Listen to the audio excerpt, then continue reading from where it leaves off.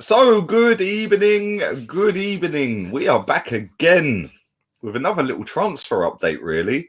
After the breaking news of David Luiz being offered a new contract, this is even more breaking news because it appears that Alexander Lacazette has a 2-year contract offer on the table. Now, we're going to delve into this. We're going to give you my thoughts on it, get some of your thoughts on it, and we're going to work out whether it's worth doing or not. Before we do that, make sure you have hit a like on the video, thumbs up all the way, and make sure if you haven't checked out my Discord, go and check that out as well. The link for that will be in the description afterwards, but it will also be in the live chat. It's pinned already to the comment section, so make sure you go and check that one out. And this is another case of protecting the market value. Oh dear, oh dear, oh dear. When I see this story, I couldn't believe it, if I was being honest. Because, like, I know he's not been great this season, but he is still our top scorer. So listen, in the last few weeks, he's or the last 2 months, let's say, he's actually been very good. First 3 games of the season, as we all know, he scored 3 and 3, was benched for no apparent reason. He scored against Fulham, West Ham, Liverpool, and then he was benched for Sheffield United the game before he went on international duty, which of course he doesn't go on because he don't get in the France squad. Then we came back from international break and we played Manchester City away. He was benched for that. You've guessed it, Willian. Let's stick Willian up front. And he was benched for that. He then went through, I don't know how many games it was he didn't score, but he went through some mad goal drought where he just didn't score, and he didn't look like he could be bothered, and that coincided with us not winning a game for 2 months. And big up to Jason, who's just joined Discord. Thank you, mate. Appreciate that. And he then kind of found some form again, scoring like 5 in 3 or 5 in 4, something like that.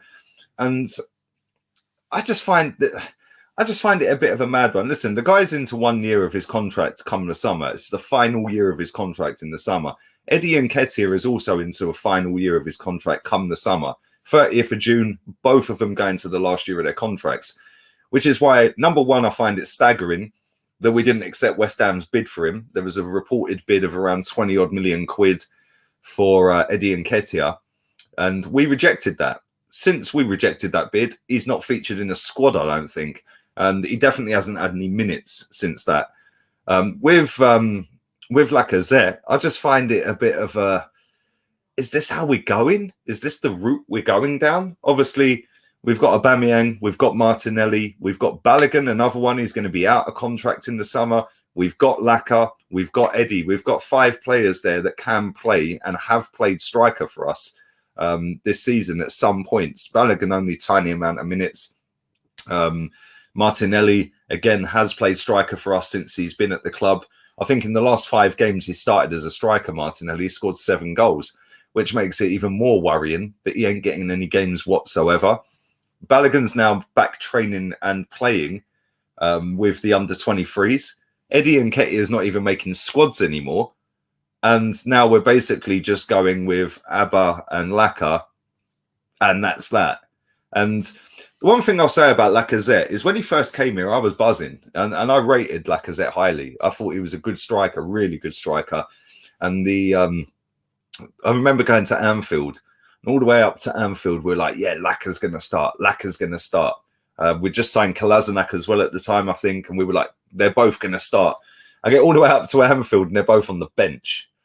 And then a few weeks later, we played Manchester City. He's on the bench again, Laka. And I don't think Laka has actually started a single game away to Manchester City since he's been at this football club.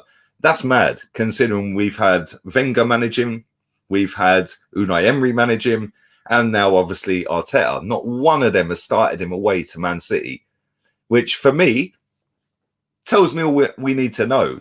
These managers don't particularly rate him that highly to start a game away to Man City, who at some of them points were champions of England. Why wouldn't you start him? I remember Laka coming off the bench, and I think he actually scored against Man City.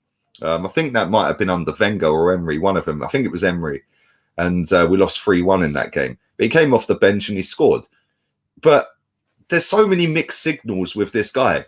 He plays poorly when Arteta first turns up. He didn't score in, I think it was 9 games straight.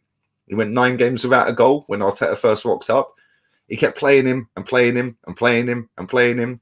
And then as soon as he did score 2 in 2 games, he then got dropped. And I'm like, okay, what's that all about? We then continue on. He then he starts scoring goals, and then all of a sudden he gets subbed off after 60 minutes of every game. And it's like, why are you getting subbed off for Eddie Nketiah? What is Eddie bringing to this team that you can't do? Because as far as I can see, Lacazette's better in hold-up play, link-up play, defensive play off the ball, and blocking passing lanes.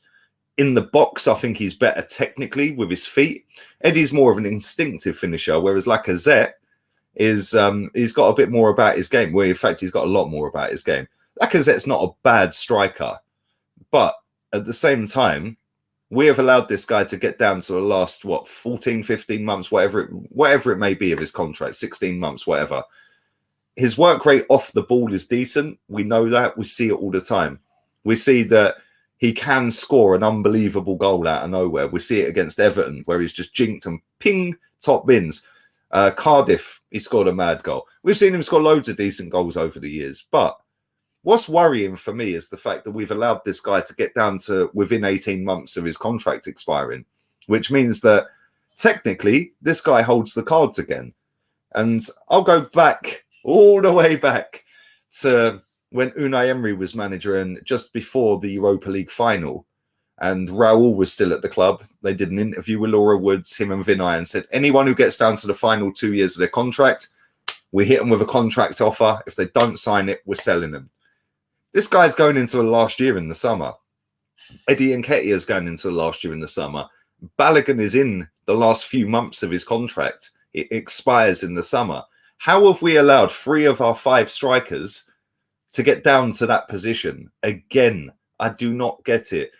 In terms of how much he's worth, if we wanted to sell him, currently, if we got him down to the last year of his contract, number one, he could reject all deals on the table and say, well, I'll just sit here for another year, mate. It's no drama to me.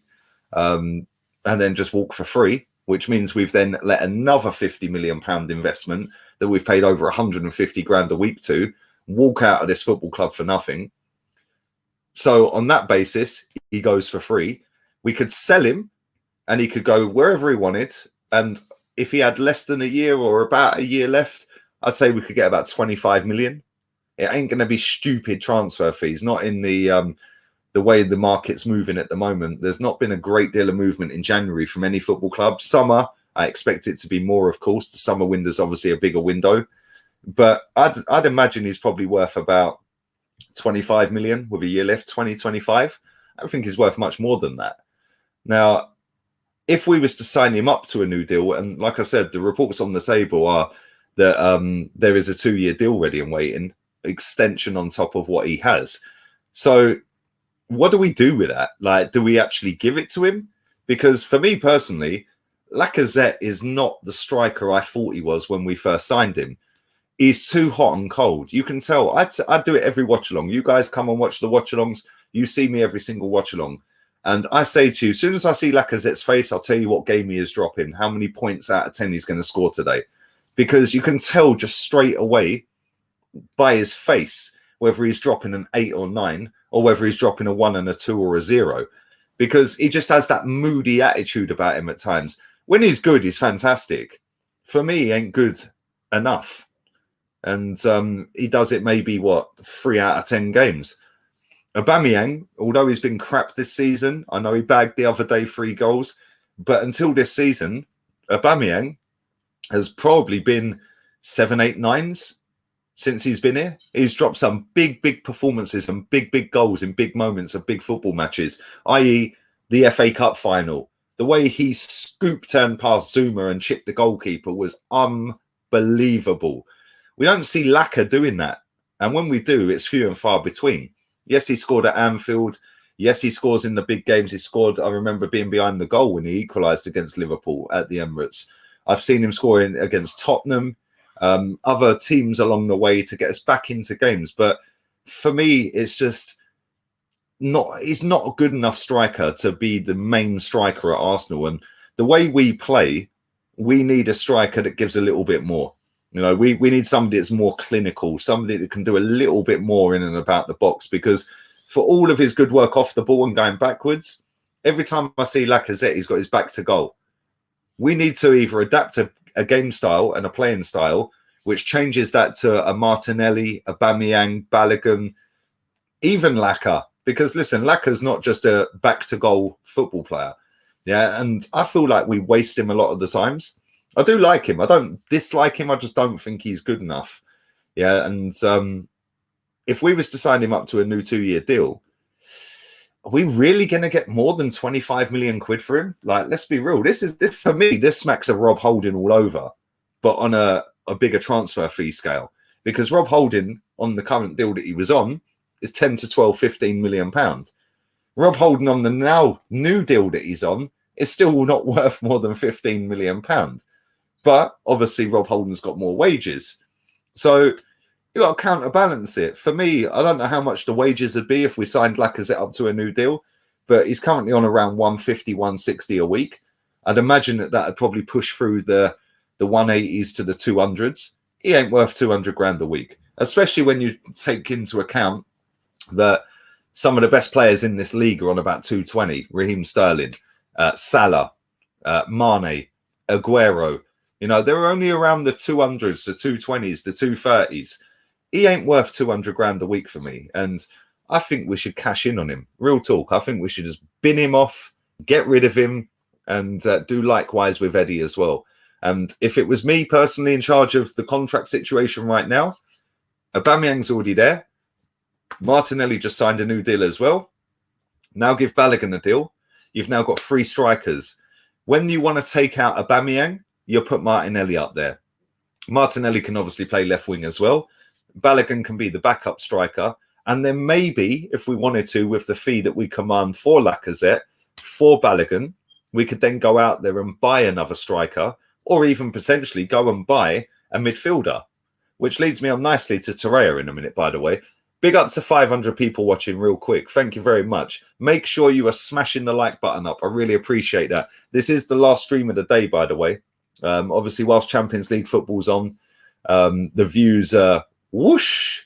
So we're going to be doing today and tomorrow a daytime and an early evening like this one. We won't be doing the 9 or 10 p.m. one. So make sure you keep your notifications on. Make sure you subscribe. Make sure you're slapping the likes up. And make sure you follow me on Discord as well. Go and check that out. That's popping at the minute. It's nearly up to 200 on there. Big up to Epic Nin and to my boy Neftali as well for really helping get that going as well. Thank you very much. Big up to Johnny as well. Keep up the great work. Thank you very much, man. Big up to Nippon as well. We can sort of say, man, when we play Chelsea, brother, I'll happily jump on your channel, boy, all day long, my guy. I'll happily jump on. So keep and even if we ain't playing Chelsea again this season, are we? Next month we're sort of saying, bruv. There's an international break next month as well, so we're sort of saying, yeah, 100%. Big up everyone watching on Twitch as well. I do appreciate that. And if you haven't followed me on the socials, the links are in the description. I will put the Discord link in the description. I forgot to do it on the last video. So yes, I will do it on this one. But right now, for anyone watching live, it is pinned to the comment section. So go and check me out on Discord as well. It's growing real quick. And I only put it out, less than 24 hours ago. So thank you very much to everybody who's gone and followed me on that as well. Big up to all the Twitch rats in the building. Rat Army, assemble on the like button. But as I was saying, we could potentially get rid of Eddie. We could potentially get rid of Laka. We could then go and just keep Balogun and give him a few quid. We've got Martinelli already signed to a long-term deal. We've got Aubameyang signed to a long-term deal. Me personally, when I look at Arsenal, I think like the way we played with Aubameyang the other day, it suited Leeds United. Does that suit every game? Probably not. Yeah, I know you have to adapt to each game that you're playing. I just look at Martinelli and I think that guy's got everything. He can dribble. He's got work rate off the ball. Yeah, he gets stuck in. He can score a screamer. He can score a header. Aubameyang don't score enough of them, by the way. Although he did at the weekend, he scored one. But he can dribble in the box. He can score unbelievable goals. We've seen him since he's been here, Martinelli. The goals that he scored under Unai Emery were unbelievable, some of them, albeit in the Europa League and some of the League Cup. But even the one where he run the whole length of the pitch at Stamford Bridge, what a goal. Yeah, what a goal. You can all say, oh, well, Kante slipped. Well, you still got to go the whole length of the pitch and still have the composure to stick that in the back of the net. And he did that. So for me, I think that if I was to go with it next season, I'd go Aubameyang, Martinelli, and Balogun. Pepe's still out there. We'd still have Saka. We'd still have Emile Smith-Rowe. Maybe we could put that money towards Odegaard. Odegaard currently has Torreira's number 11. And I see something earlier from Fabrizio Romano. He was on a podcast earlier. I don't know what podcast. I can't remember what podcast it was on. It's on a Spanish podcast. And they were talking and he was saying that, listen, Arsenal are a little bit upset that he's not getting game time at Atletico, but they're top of the table. Do you break up a winning team? No, of course you don't. So Arsenal were desperate to try and get him back in the summer. In the January window. That didn't happen. So Arsenal were going to bring him back in the summer. That then bodes us a big question. Do we keep Lucas Torreira in the summer, or do we just go, see you later? How much could we get for Torreira if we sell him? Because I don't think we're going to get the 26 million that we paid for him. I think it'd be around the 18s, the 17s, 16 millions, etc. But potentially, him next to Thomas Partey could be a win. Potentially. I don't know. I personally think we could do better than that. I want Yves Bissouma there rather than Lucas Torreira and Thomas Partey. I think Bissouma's got a bit more about his game. He's a bit taller. He's a bit more physical. He's better on the ball. His passing accuracy is a lot better than Lucas Torreira. But he does have number 11, Lucas Torreira, when he is at this football club. Obviously, right now, Martin Odegaard has that. So then do we get rid of them two strikers, Eddie and Laka, and then stick the money into Odegaard, who, by the way, played really, really well the other day. I was really impressed with him. I know he's got quality. I was gutted that we only signed him on a short-term deal because it was, oh, here we go again. This is another, let's build up a player for another club. You can go back to your next club and off you go. I would rather have signed Odegaard on a full-term deal because I do think he's a good player. Just got to keep the geezer fit. And if we keep him fit, we know he's a good footballer. We see it at the weekend against a really hard-working, high-pressing, fully demanding team and manager in Bielsa. And for me, he run the game at times. He was absolutely class. Some of the little flicks, the passes, I thought he was superb. Now it's going to be a case of whether we can keep him fit and then whether we decide to buy him. I would personally sell Laka and Eddie. And if we're going to stick money into a midfielder, which is where I think we need it more than anywhere, maybe go for it. Go for the money. Say, yo, Madrid, we want him. We ain't paying you £310 million buyout clause, but we'll give you 35 million or something. Because then we have genuinely got two decent footballers in midfield in Odegaard and Smith-Rowe. So if one of them's injured, the other one plays. If we want to go with Aubameyang up top, which is what we would do if Laka isn't there and Eddie Nketiah's not there, we could then play him in the Jack Grealish role as a left forward, floating around, making space for Odegaard as well. I think we could potentially do that. And I think the way we looked the other day against Leeds, really, really impressed with that. That was a great performance for 60 minutes or so. And the fluidity going forward was quality. And that was still with Granit Xhaka in the team, who is another one I would get rid of this summer. For me, Torreira's not good enough. I do like him. I don't think he's shit. And I do think he could add to this team because I do think he's better than El Neni. I do think he's better than Dani Ceballos. And I think if you put him next to Partey, he's definitely better than Granit Xhaka as well. But I just think that we could maybe do something a little bit better. Maybe get rid of him as well. Get rid of Xhaka. Go and get Bissouma. Go and get Odegaard. You know, we don't necessarily need a striker with the three that I mentioned a minute ago. And then maybe go and get a better right back. And all of a sudden, we're looking like we're a little bit of a better team. Because let's be real.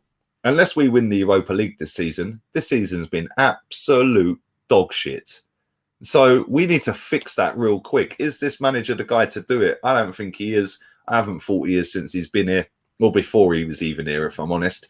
But at the same time, I do think that if this club did some smart business in the summer, all of a sudden we might actually get a little bit better. But then you have to compare that to the teams like Leicester, like Liverpool, like Chelsea, even Everton and Aston Villa. They are a threat to us. Yeah, and both of them have got quality managers and quality players, and they're doing bits at the minute. So this summer is going to be massive, and it's going to be massive to see what we do with Lacazette, what we do with Eddie Nketiah, what we do with Lucas Torreira, and some of the other crap that we've still got at this club, like Bellerin, like Xhaka. You know, do we bring Saliba back? So it's a big, big summer coming up for us. But the fact that he's been offered a new deal and it's on the table, oh, man, not for me. Not for me. But anyway, there we go. It is what it is. And let's get some of your comments. Make sure you are slapping these likes up, by the way. And my Discord link, I will say it again, the Discord link is pinned to the top of this video. So make sure you go and check that out. I would appreciate that. And like I said, we're nearly on 200 people on that. So thank you very much. Lacaz's never scored a hat-trick. What, is that ever? Or is that for us? I can't remember a hat-trick for Arsenal, if I'm honest. But then saying that, Aubameyang's only scored one Premier League hat-trick for us. Show him the front door, says Abhijit. Big up Chris, he says Neves over Basuma. Do you know what? They're totally different players, but that's why, like, I like Neves. I think Neves is a baller, bruv, but I think we need more of a Basuma next to Party, because if we're going to go with two people in midfield, I want two people that can do everything in midfield. They can go forward, they can dribble, they can track back, they're physical, they can ping a pass. We've seen Thomas Partey do it for Aubameyang the other week, you know, and I think it was against Newcastle, you know, but they can do everything. And if you get both of them together, they can both do everything in midfield. So then that allows your attacking 3 or 4 up front, yeah, with the Odegaard and whoever you play in the front 3, to then go and express themselves a little bit more, knowing that they've got 2 proper generals behind them. And Neves, as much as I like him, I don't think he is that mould. He's more of a technical footballer rather than an all-round midfielder, whereas I think Basuma's more all-round. Big up to Nicola Pepe season. I'd keep Guendouzi. I like Guendouzi. I'd keep him as well. I'd like to keep him, bruv. If I'm honest, he could potentially play some of the Europa Leagues, the League Cups. He could play certain league games. I think he's a good footballer, bruv. I think the way he's been treated is a bit of a scandal, if I'm honest. But it is what it is. Big up to Relentless. He says, when will Kieran Tierney and Thomas Partey be back? Kieran Tierney, good news, breaking news. Kieran Tierney is in full training. So hopefully, fingers crossed, he can make it for Benfica on Thursday. Not too sure whether he will. Obviously, Cedric played very well against Leeds the other day. But he is in full training. So, yeah, man. And big up to Epic as well. Man City fan in the building. I am going to be doing a preview for the Man City game on Sunday on his channel. So make sure you check his channel out as well. And I'll be doing that at 4 p.m. on his channel for half an hour or so. So keep your eyes peeled for that. I'll stick it out anyway on the socials when it's happening. So make sure you keep your eyes peeled for that. Big up to you, my guy. Really appreciate your help on Discord as well. The same as Neftali. Big up both of you guys, because listen, I ain't got a clue what to do on it. I'm still confused by it. So yeah, man, really rate all the help from not just you two, but everyone else who's had an input as well with ideas for shows and stuff like that. Which reminds me as well, on Thursday, 2 hours before kickoff, we have a new show coming. A guy called Tom, he reached out to me, spoke to him. He's going to be a new host on this channel going forward as of Thursday. He's going to be doing a warm-up show. It's going to be called Match Day Vibes. What's your vibe? Match Day Vibes, baby. It's going to be Match Day Vibes. And I'm going to be on it for the first 4 shows. And then it's Tom's show after that. So yeah, he's going to be the new host on the channel. And it's going to be a bit of a warm-up show to then have the watch-along afterwards. Really looking forward to that. So make sure, I know you will anyway. You guys are relentless with new people on this channel. Always show mad love. But his sound, his footballing knowledge is mad. Proper Arsenal fan as well. And yeah, really sound guy, man. So I'm really looking forward to kicking that off on Thursday for the Benfica game. I would, like I said, be on it for the first 4 games. So Benfica, Arsenal, Benfica, Leicester. Oh, sorry, Benfica City, Benfica Leicester. So I'll be on it for them 4, and then it's all down to him. So yeah, man, really looking forward to that. And I've got plenty more shows coming up as well. I've got some big moves coming in March, so I can't say anything on them, but keep your eyes peeled, and make sure you subscribed as well. Big up to Cole, big up Lee. Missed a few streams this week, but happy to be back with the Rat family. Rat Army assemble, come on. Big up to you, my guy. I appreciate it, man. And listen, people are busy, bruv. They can't always tune into Lee Gunner and the rats in the chat. But thank you for your generous donation as always. You always show me love, bruv. So does Victor as well. Thank you. CEO of the Rat Army. I hope we can win the 2 legs in Rome and location 2. Location 2 is in Greece. Big up to Lee, real fam. Pandemic Pep is horrible at press conferences. Yes, I will be doing a press conference reaction. I'm not sure when he's going to be doing that, because I've got a feeling that he is going to be doing that when the game is on for Man City tomorrow. And I really do not want to be streaming whilst Champions League football's on, because the views are shit. So really don't want to be doing that. So if he does, normally on the away trips, which technically this is because it would have been in Benfica, normally they do their press conferences around 7:30, 8 o'clock. If that is the case, then on Thursday, me and Tom, when we do the new show, will incorporate some of the press conference into it as well. And yeah, man. But thank you for that, bruv. Appreciate that, man. Big up to Jez. Proper Arsenal in the building. Trying to join Discord, but it won't let me type my email add-in. I don't know, bruv. 1 second, bear with me. I don't know how it works, if I'm honest. If I click on it, it says username. What should everyone call you? And then it says, I have read the terms and conditions. If you go that, but I'm on Mac, so I'm not doing that on my phone. I've just clicked the link in the chat off of Mac. And it says username. What should everyone call you? Put your name, and it says I've agreed to the terms and conditions. It then says continue. I don't know what it says after that, but yeah, I don't know, bruv. If I'm honest, I maybe somebody else can help. I have no idea, bruv. Keep pummeling these likes up. Would appreciate that. Big up to everybody who is watching.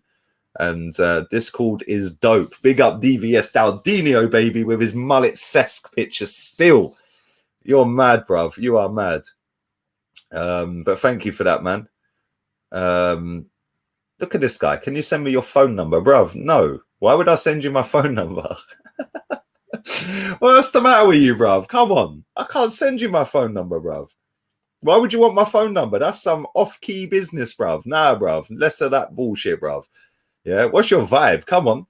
What's your vibe? Match day vibes, bruv. Match day vibes. That's how we're rolling these days. And maybe we should call it What's Your Vibe? Oh, dear. Match day vibes in the cup, bruv. Yeah, it's mad. Everyone's saying Discord is banging. Bruv, I haven't been able to have time to use it often enough since I've had it, but it does look pretty sick, and it does get the whole community together as well. So when I'm not streaming, it's just everyone's on it, and there's Epic and Neftali have set up so many different things where there's different levels of chat, so you can have like introduce yourself, you can promote your own stuff in a different chat. So if you want to promote your channel or you want to promote your Discord or etc., there's a chat for that, and you just slap all your links in there. There's chats for everything. We've got chats for music. We've got chats for everything, bro. So yeah, man. Man's talking like he's his girl. Exactly, bruv. Yeah, come on. Less of this asking for my digits, bruv. Yeah. Listen, whatever turns you on and all that. But nah, bruv, I'm not that way inclined. I apologize, but it's not for me, bruv. Big up to everyone who it is for, but it's not for me, bruv. Big up the Twitch rats. Come on, Twitch gang. Let's do another 5 minutes or so. This stream's been good, man. Man's been simping. Oh, bless him. He's all right, man. He's doing no harm. He's doing no harm.